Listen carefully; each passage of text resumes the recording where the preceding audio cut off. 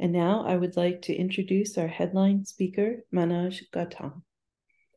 Manoj Gautam is known for his inspiring life story, his sustainable, community-based approaches to conservation, his fearless advocacy on animal protection, and the relentless pursuit of his humanitarian convictions. An Oxford graduate who grew up in a tight-knit community in Nepal, very much in tune with the natural world, Manoj combines the best of both worlds and brings forth a pragmatic approach to the projects that he undertakes. As part of his legacy in field-level hands-on engagement, he has conducted many successful investigations and raids, including as head of intel for the Wildlife Crime Task Force in Kathmandu, Nepal. However, his policy-level advocacy and legal interventions of international significance show the range and versatility of his activism.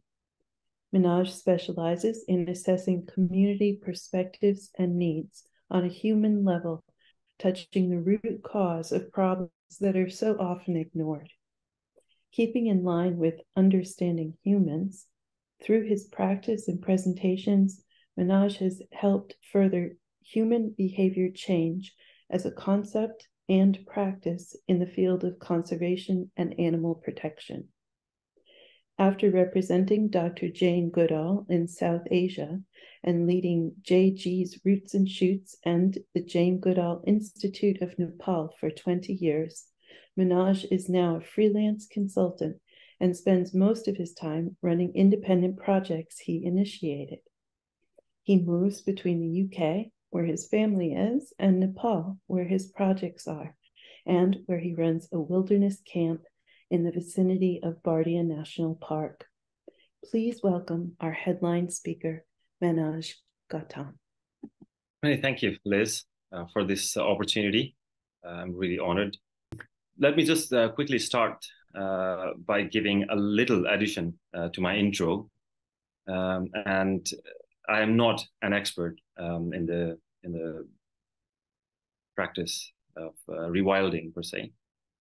But like you've already heard, my interest in conservation and is, which brushes very closely with the practice of rewilding and whatever I've heard and learned from the practice mostly in the Western world. I just I'm very excited to share some insight from Nepal. Mostly, I would be talking about the challenges and opportunities as I see from my own experiences in places like Nepal, representing the Global South in general. So basically talking about Nepal a little bit, I think it's prudent to give you a little intro of where where my working area is. Basically, South Asia, one of the most populated, heavily populated areas in the world, has always been since past 7,000 years. Historically speaking, and only 3.4% of the total landmass, global landmass, that hosts more than 27% of the global population. So you can imagine the sheer population pressure in the natural resource base.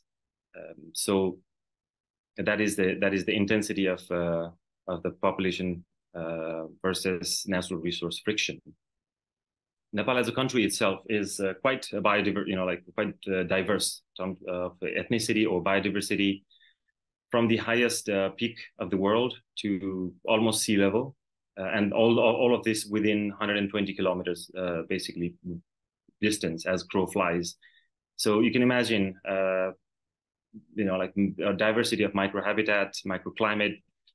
We have 6 biomes altogether, 118 ecosystems, 35 different forest types, over 22,000 species, and it's just 0.1% of global landmass, and it hosts more than 5.2% mammals, and just the list goes on. And just to talk about some familiar faces of Nepal's biodiversity, some of the megafauna includes Asiatic elephants, our own unicorns, the one-horned rhinos of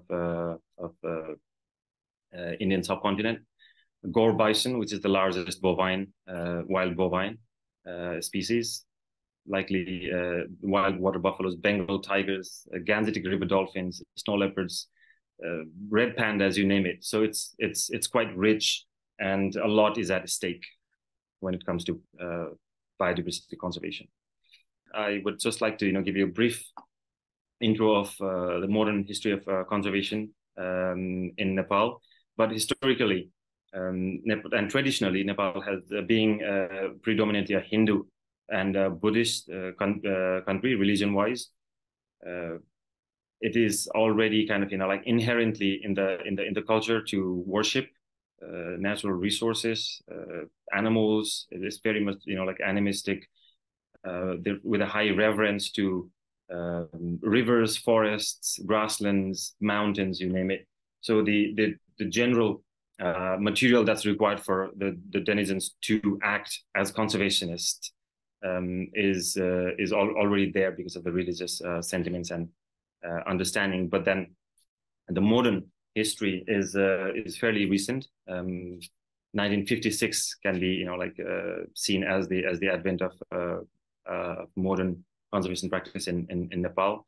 Later on, made formal with the National Parks and Wildlife Conservation Act introduced in 1973. And since then, many areas have been gazetted as national parks and wildlife reserves and conservation area, and so on and so forth.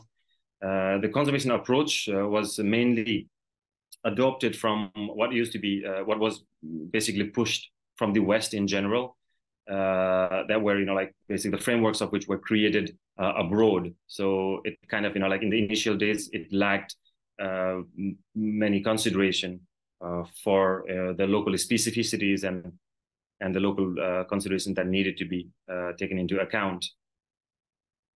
So basically, the conservation practice being very much based in fortress style, where chunks of land were cordoned off, and the local people, the ethnic group of people or indigenous people being restricted from venturing into this land all of a sudden. That has been the main, style of conservation practice. There have been many paradigm shifts since then, and there were park people conflicts that were basically came and went along this short history of conservation in Nepal. And the newer paradigms have started including considerations for the local people, concerns for indigeneity, disappearing indigenous knowledge and practices and belief and attitude, all those collectively. But all in all, it has still maintained that command and control approach, which is still is seen as the mainstream practice of modern day conservation in Nepal. Now, this green patches you see, we have 20 different units of protected areas, which basically constitutes a little more than 23% of the national land mass of Nepal. And being one of the poorest countries in the world, you can imagine Nepal setting aside all that land resource for protected area, which does not, which cannot be used for any commercial exploitation. Moreover, the government has to set aside budget for the maintenance and protection of this area. That's a huge commitment coming from a country like Nepal, with that kind of population that we already talked about. Now, talking about rewilding in Nepal, let me just make it very clear that when I mention rewilding in Nepal in that context, there isn't a single project that I know of in Nepal that was initiated as rewilding as we know, like the modern day, the idea, concept, theory of rewilding, but much more in the practice and functionality of what rewilding as a practice is. There are many initiatives that have been introduced in the past that I would like to talk about. One, the major one being community forestry, the introduction of community forestry in 1970s. This was introduced with the help of Australian government, but this is considered as one of the most successful initiatives ever introduced in Nepal in its modern history, which was basically adopted by the government to be able to address the degrading Himalayan slopes, which was quite alarming back in the 70s. And unlike in overmanaged commercial forestry, where logging and like harvesting is a norm, community forestry has actually grown in Nepal very organically, because the harvesting is still not a thing. Logging is not a norm. The only trees that die of natural causes are allowed to be extracted. So no green trees are allowed to be cut in that sense. But in the initial days, the push was in a very much a monoculture style. But lately, it has kind of because of the natural dispersal and other ways of assimilation, the community forests have come as a viable habitat for many, like bird species and like other species. So in that sense, it can be seen as a vast swath of area that was rewilded coming from late 70s, and it is still being very strictly followed till the day. So today, community forestry is considered a roaring success, like I already mentioned, and it acts as a shelter, habitat, corridor for wildlife and biodiversity, and can be attributed to regeneration of many water resources, so it has a huge impact on the ecosystem services side of things. And that is basically the closest thing that I can relate with the practice of rewilding, even though, like I mentioned, it was not very much a rewilding project in itself. And I will be referring to some of the achievements and some of the challenges with rewilding in context of Nepal, keeping these practices like private forestry and collaborative forestry. There are other like religious forests. So these are already gazetted and recognized by the government, and can be considered as initiatives that have functionally acted as rewilding initiatives in Nepalese context. So you can see all this, the darker patches, more that basically signifies more number of community forests, which are patches of government-owned forests that were handed over to the community. So the community has a sense of ownership. The ultimate ownership still remains with the government, but the community has the authority to decide how they are going to manage it, as long as they remain within the norms, and do not adopt an exploitative, a means of management. So a huge success that basically ended up increasing the forest cover of Nepal by more than 26% in the last few decades, which can possibly be a global record as well in that sense. So basically, talking about conservation success, Nepal is considered a conservation leader in the world, actually. Being one of the poorest countries, and like grappling with so many different issues on the humanitarian side and on the development and economic side of things, Nepal is still the kind of attention it has given to the conservation, the resources it has set aside, and the kind of human resource, including the army, that it has basically allocated for the protection of biodiversity and landscape. It's quite commendable, and Nepal has been able to bring one-horned rhinos from the brink of extinction. Our gharial, crocodile revival project is worth mentioning. And then recently, the initiative since 2010, there was a commitment, a global commitment of 13, range countries who convened in St. Petersburg in Russia in 2010. The commitment was to double the number of tigers, and Nepal was the only country to fulfill the commitment within the given time. Actually, even before the given time, Nepal almost not only doubled but tripled the number of tigers. And in case of Bardia area, where I am actually been out in the field, which is my main working area these days, the number of tigers have gone 7-fold higher in the past 12 years, which has got to be some kind of world record. And since 2002, 2003 onwards, we had already kind of started seeing the progress, and also the global media has time and often referred to Nepal as a roaring conservation success as a country. So that's the conservation, like the mainstream conservation scenario. But then conservation and rewilding sometimes can be quite conflicting. I would like to give you just, like this really interesting perspective. The pictures that you see here are from the same spot, and this the unwilding of an area that was recently rewilded is very recent. Actually, this unwilding happened a couple of weeks ago, not that far from where I am at the moment, and the reason was because the wildlife were basically frequenting these areas, resulting in serious conflict like livestock depredation, threat to humans. This area was also equally frequented by big cats, including tigers, but also elephants, and there was a huge uproar, among the local residents, and basically people protested, and this area had to be cleared out. So if any animal, like ventures in, it can be easily spotted. So the current situation is really interesting because we're talking about rewilding, and there is that talk about rewilding as well. Conservation is very mainstream, but rewilding as a concept is basically a buzzing thing lately.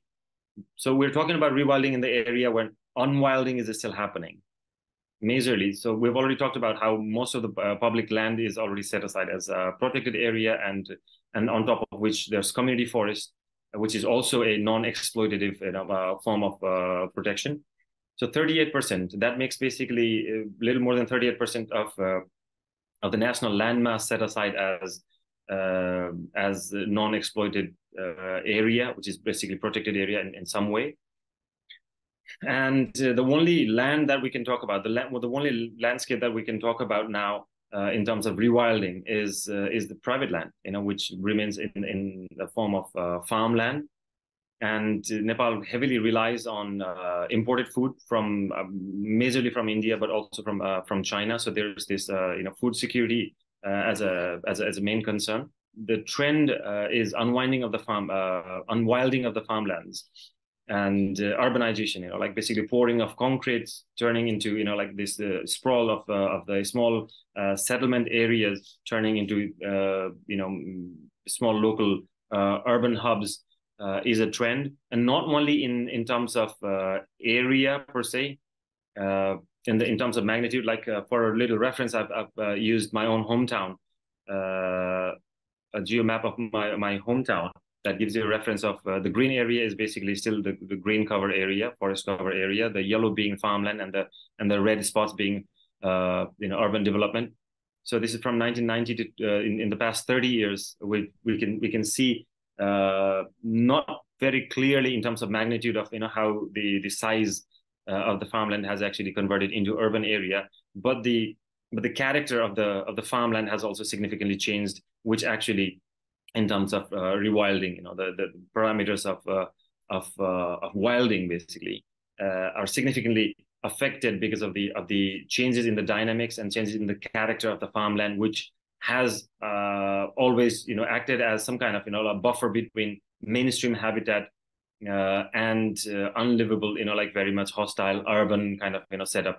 So the farmland has kind of done that bridging gap, which still continues to like act as a major habitat for many other like small and medium-sized fauna, including most of the turtles are in paddy fields, which basically occupies most of the farmland area in Nepal. Many reptile species, so much of the herpetofauna is basically calls the farmland their home. Likewise, farmland can also be excellent corridors, have acted as a corridor, and the more wild trait and character a farmland holds, the better for biodiversity and also for ecosystem services, also from ecosystem services point of view. But the changing character of it, together with the magnitude of it, together with the physical area, that is quite a concern. But then one of the important things to consider here is Nepal does not have land grading system.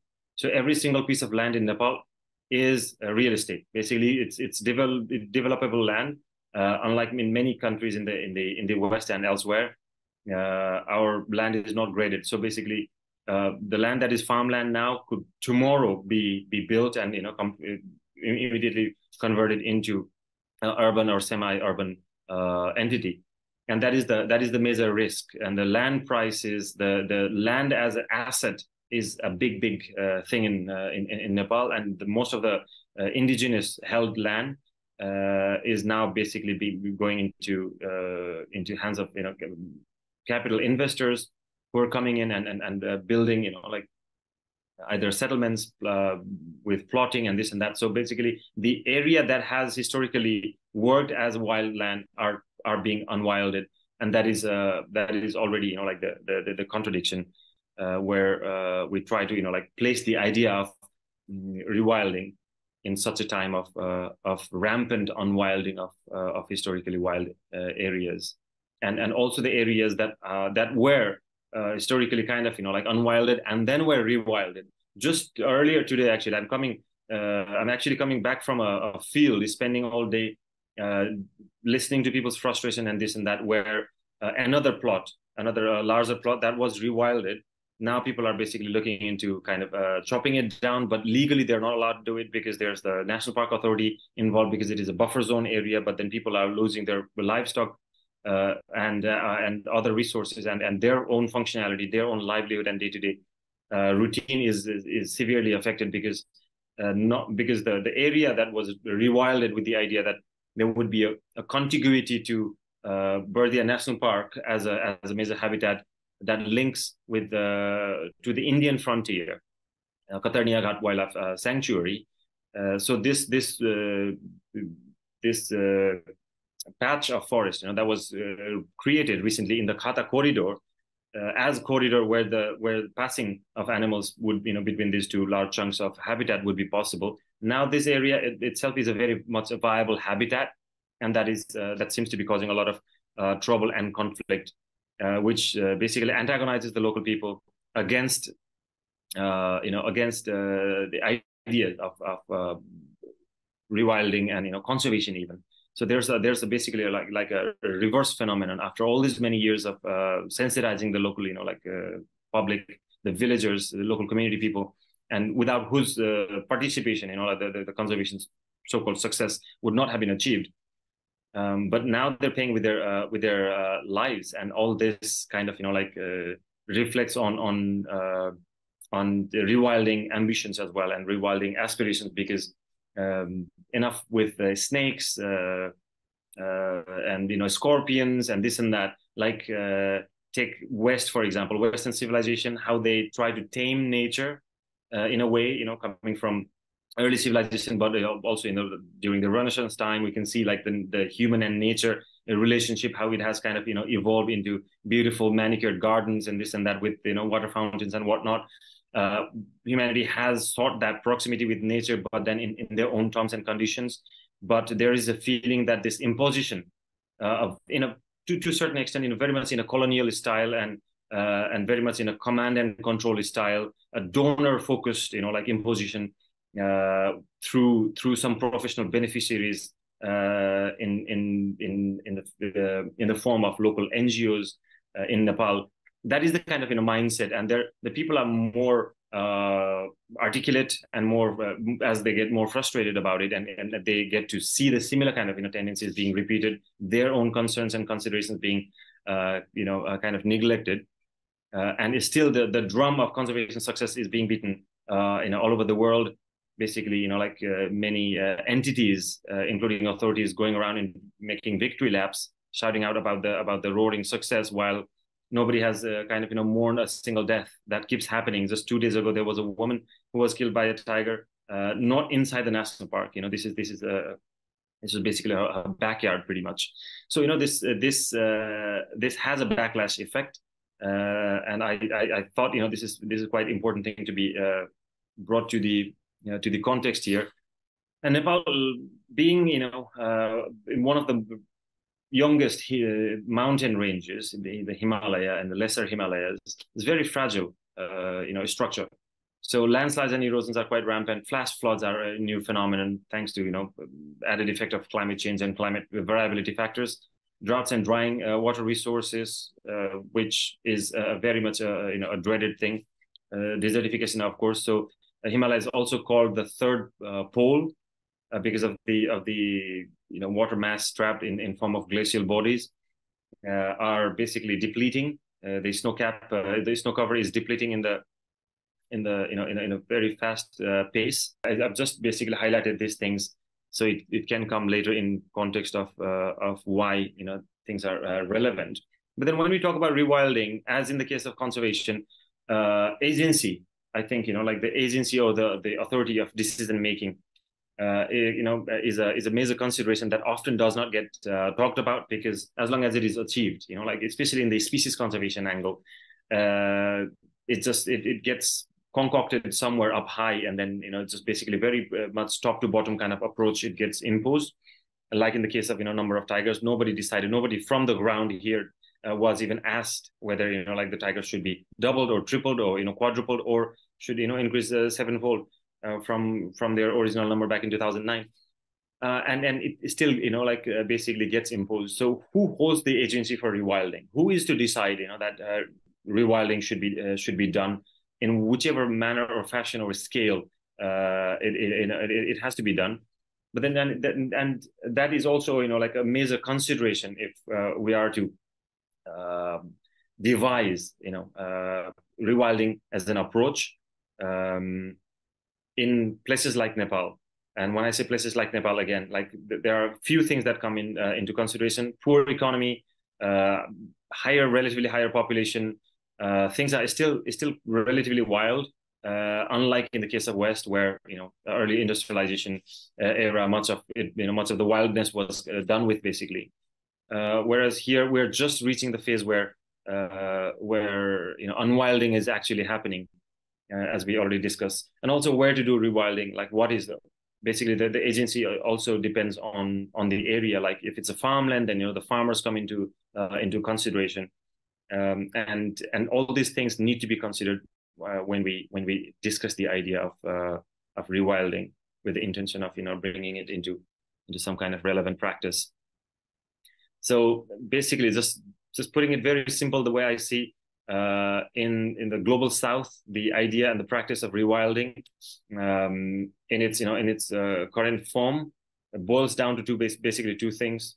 Ecosystem services, and it makes all the sense, because ecosystem services primarily it's very much fundamental to the well-being, because there are no other like man-made services that are that can be called excellent or in place even in our part of the world. So much of the local population depends on nature still, and for which the well-being of nature and natural ecosystem services need to be intact for the well-being of people, which is why ideas like rewilding make all the sense, which has also already been seen to a huge extent with this with the community forestry revival of community forestry. Like I mentioned earlier, in examples like there were many water sources that were already like dried out, but thanks to the regeneration of the forest, many are kind of active again. And another thing is like again, trying to relate, being a conservationist, trying to relate it with the conservation as a practice. Much of what we've seen, the benefit of conservation, if we talk, that is another reason why there's so much of frustration among local denizens against conservation, that they could not make the best of the achievements. The achievements were brought with their sacrifices and blood and sweat, but they have not been able to make the best of the achievements. And the one very outrightly straightforward thing is ecotourism. And ecotourism, there hasn't been it hasn't been promoted. I'm here in Berdia. It's quite far away from Kathmandu, the capital city. Flights are quite quite expensive. So all these like economic dynamics together with the transportation infrastructure also comes into play. But if like the practice of rewilding can consider these kind of things, there's all the relevance are basically just broken down into two things. I'm pretty sure we could talk about like many other aspects. So basically, challenges I've already talked about. Special challenges, there has to be space where the rewilding can be done, and in our case I think Nepal is like quite saturated now. It's the qualitative thing rather than the like quantitative focus that we need to focus on. And socioeconomic challenges, there's the need to bring in a reward system, because if the socioeconomy cannot afford rewilding, then it kind of loses its relevance. And also sociocultural rewilding before the landscape rewilding, because much of the traditional indigenous knowledge system has already gone, but the wilderness is brought back, or the wildness is brought back, then it kind of becomes less relevant as well. So the sociocultural rewilding, or the psychological rewilding as well, comes into relevance. And then international support system, all that Nepal has done, all the sacrifice that economic sacrifice it has done, it has not received much support, a dignified support from an international support system, because it's kind of lacking. So I rest my words with this final summary. I'm open for any questions if I've left any time for that. I'll start off that you bring up the really important point about the need for people to be on board with rewilding, and for rewilding not to injure the people who live there and who need to make their living there. So I know that you're involved in ecotourism. Is this been a good way for people to appreciate nature and to be inspired to protect it? Absolutely, and it's a human thing, I guess. The abundance of something, the very reason why the unwilding happened. The humanity, as as an evolutionary being, I think we've always tried our best to sort out risk factors. Anything that imposes risk to our lives and our families, our neighborhood. We've always tried to get done with that, which is why unwilding, much of the unwilding and taming of the nature around us was done from centuries ago, and that is what we get to see now. We've seen that now, and all having spent generations in that wildness. Now people are the rampage of modernization now has created this kind of a psychology where unwilding is cool. So that is where we're at the moment.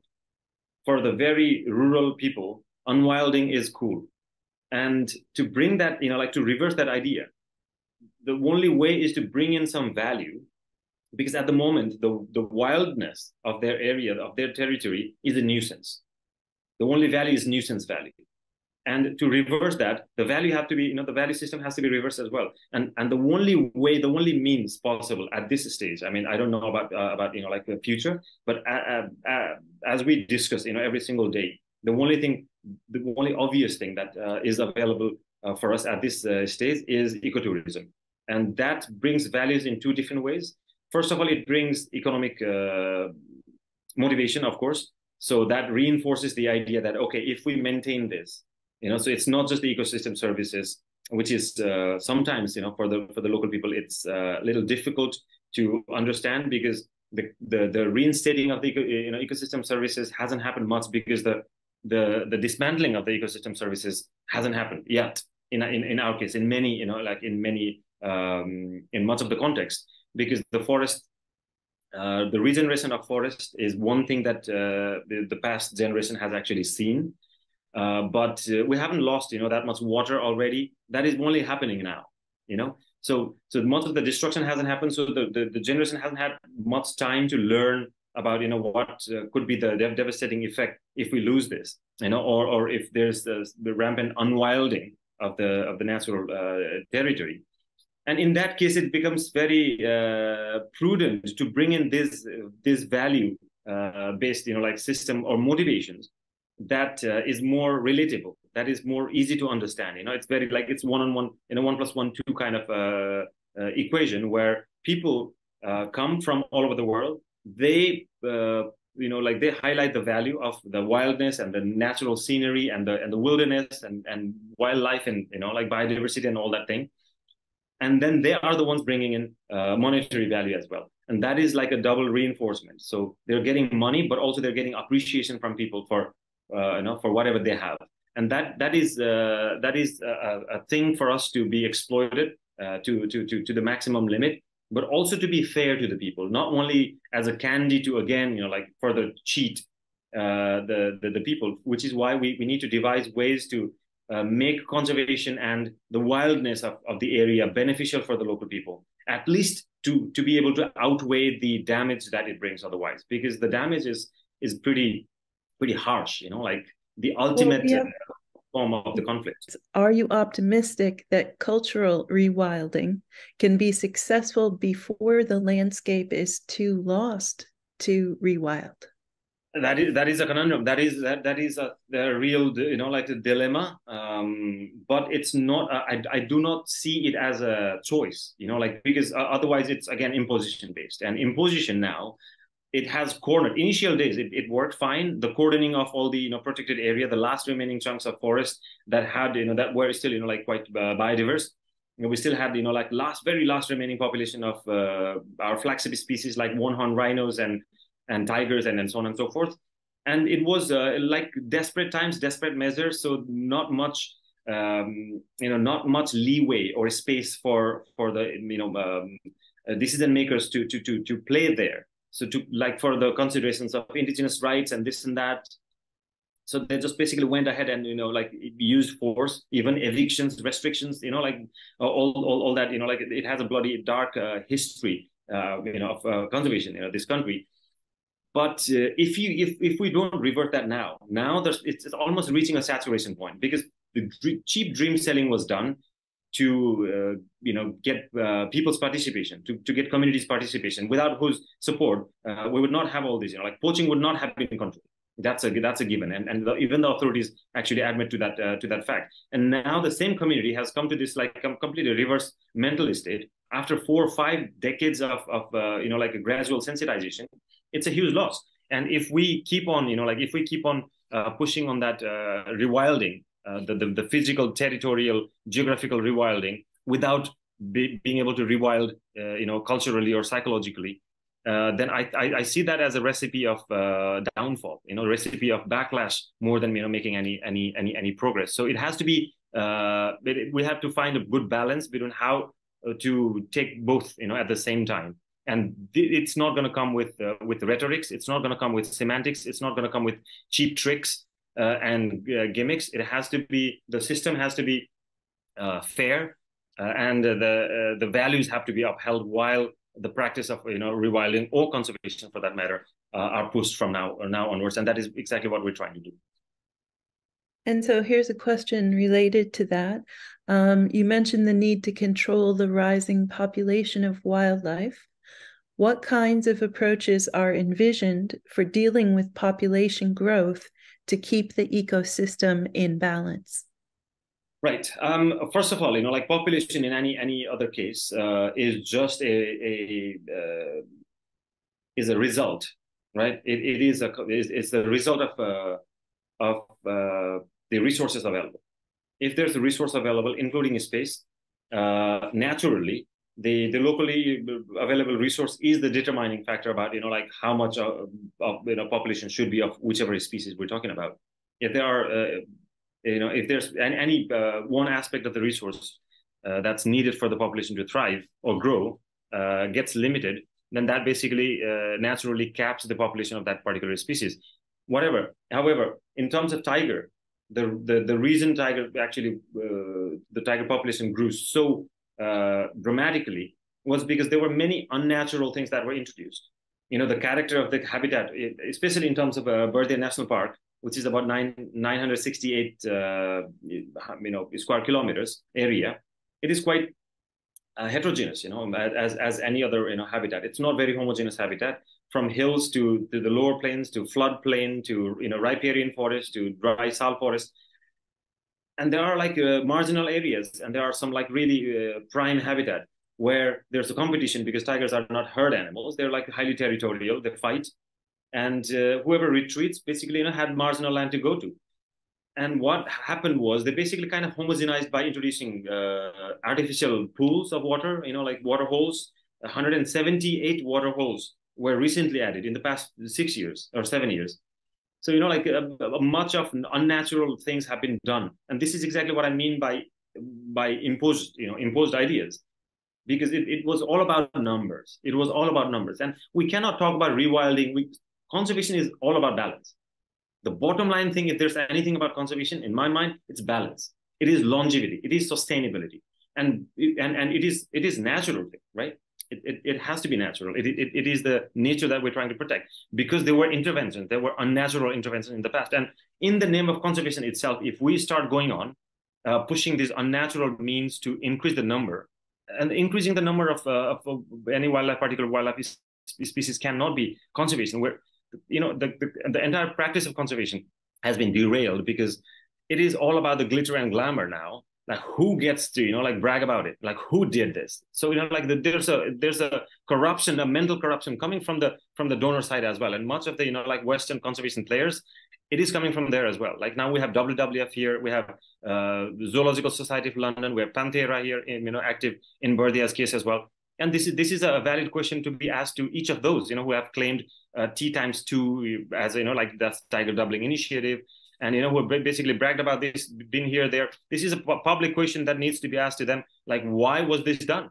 Like, is one particular species, like that important that particular species number, like needs to be doubled without any consideration of the carrying capacity and so on and so forth?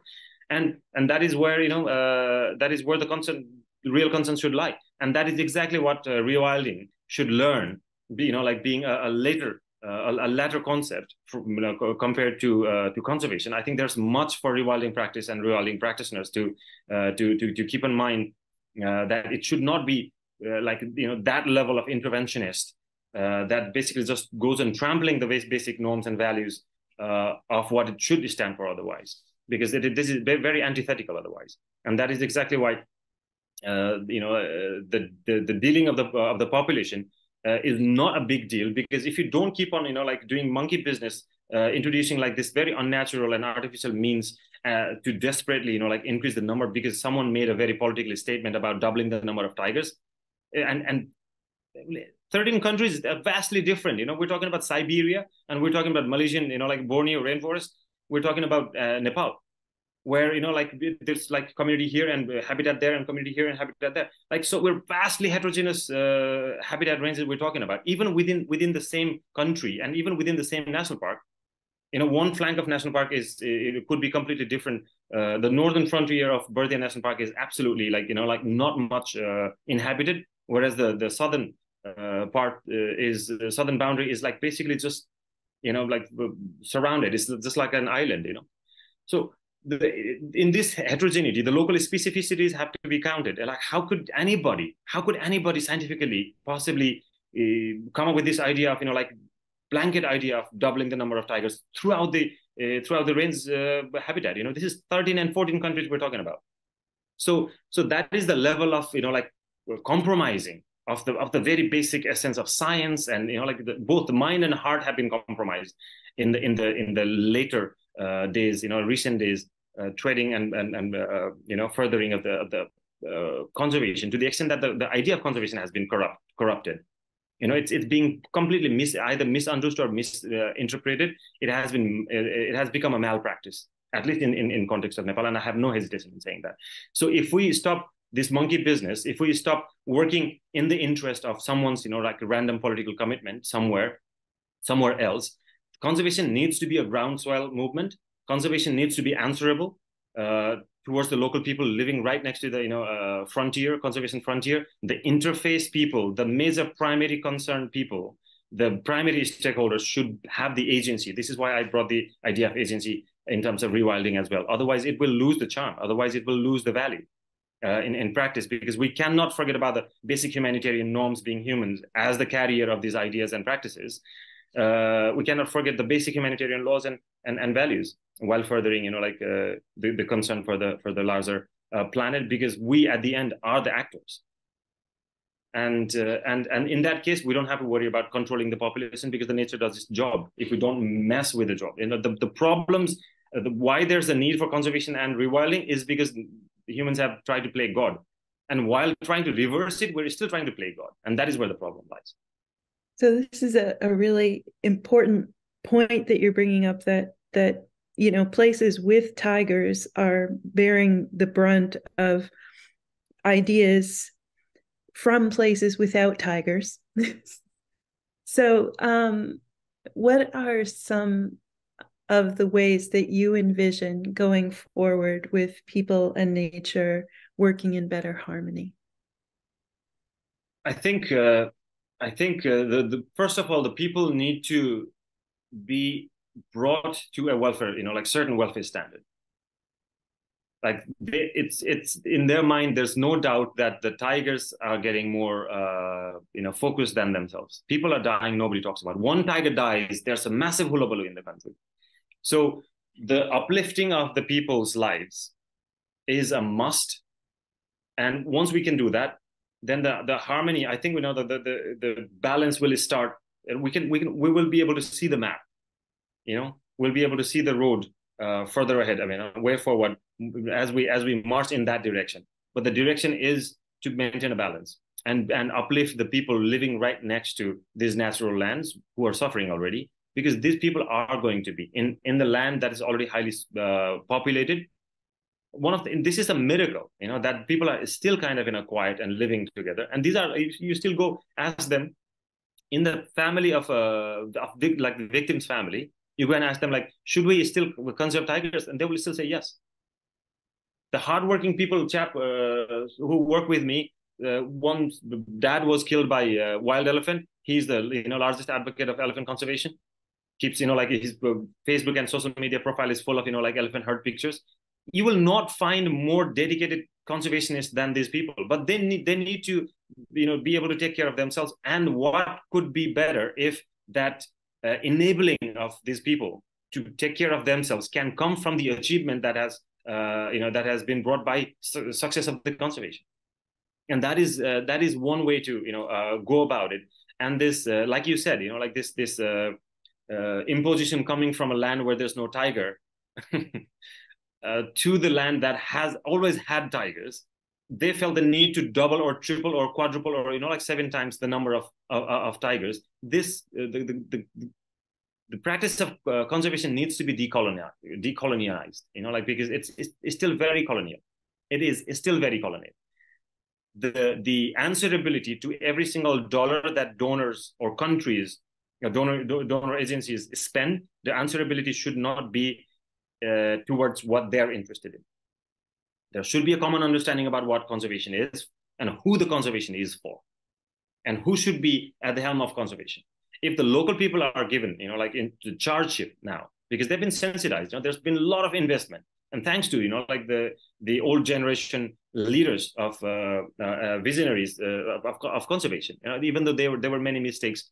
They were not politically correct approaches or narratives or like rhetorics or semantics in their times, because those were times before the woke era. But the practice, the vision had was more loyal towards the cause than the gimmicks that the conservation has fallen into the hands of. Like basically it's just this gimmick and stunts. And if we can rescue that from that and bring in the local people who live right next to them, who are the primary stakeholder, and hand a little bit of agency over conservation decision making to them, then the balance will still, like by itself start, like coming. And I genuinely believe that, and that is what I strive for, and that is what I'm trying to like lay foundation for here every single day with whatever I do here in my country. That is my mission. Maybe you could take the last few minutes to speak a little bit more about how people can find out more about your work and your future book. So there's this website that we've been meaning to develop further, or kind of like revamp and like expand. But manojgautam.com as my name. I also like flashed the like my contact details earlier at the end of my presentation earlier.